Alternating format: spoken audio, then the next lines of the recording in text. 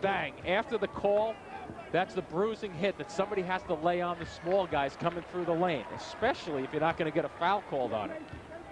And considering what happened in Toronto, a lot of the net. The matchups have switched, though, a little bit. Iverson and Marbury were not matched up moments ago. Now that last trip they were. Well, the 2 personal fouls on Kittles probably changed the matchup there. Slight stare at the official. And that's where it ended. Had nothing to say following the call. He's actually pretty good like that. Like Kittles needs is to shoot the basketball. 15-7 Nets. Kittles has scored the last 8 points for New Jersey. McIlvain trying to D up on Hill. Off the double. Iverson hoists for 3. Tough guy to leave alone. Scoring last season, leads the NBA in scoring this season. Marbury, ill-advised pass, and Lynch stepped in front. Iverson racing to the rim for the scoop. When I got to see him first in person, he was at Georgetown, and I couldn't believe how quick he was. There's Iverson off the screen. Has the step on Marbury for the pull-up jumper, side rim. Great rebound. Problem, especially with the extra fouls, because you need every foul you can save versus a guy like Iverson. And that's number 2 on Marbury. Iverson hits on the first. And the Sixers cut it to 10. Basket and get around defenders. That extra stride was just enough to force Van Horn to foul him. He's only 6 foot, but because of that leaping ability, he plays more like a 6'4" player. Oh, absolutely. He can just flat out go after it. Van Horn will exit with the 3rd foul. A decision that. Shot clock is down to 7.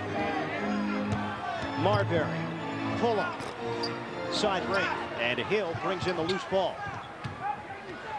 Iverson racing ahead. Direction. Now watch the hits. Boom, bang. boom.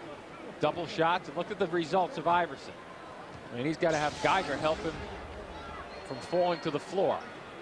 It's a little thing, but they wear you out after a while. Allen Iverson may have the quietest 21st half points I have ever. Not get it first time around, and now he does.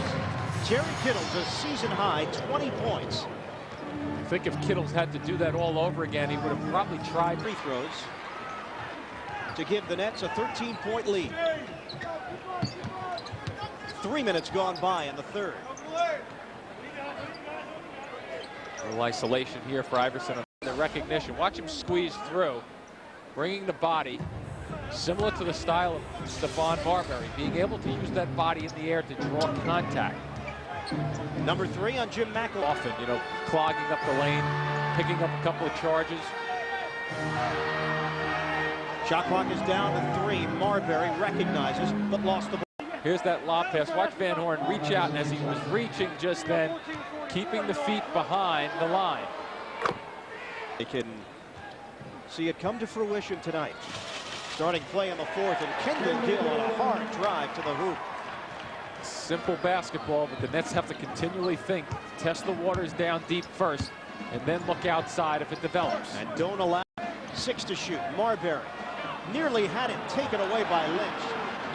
Great strength by Marbury just to get it off. Sure was. Larry Hughes, penetration. Out to Snow, was able to save it before it went to the backcourt. Watch the left hand as he comes back. Now tell me right here if he's not setting somebody up. Stephon Marbury, Van Horn blocked the shot, and Philadelphia at the goaltender. Call from the outside official too on that one. No one stepped up.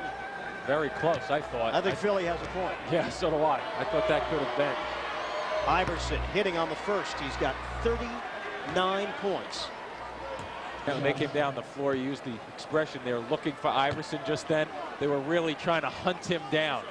That particular set right then, when they're in the open floor and they're coming down looking for a big basket, there's no second guessing on who the basketball is supposed to end up with.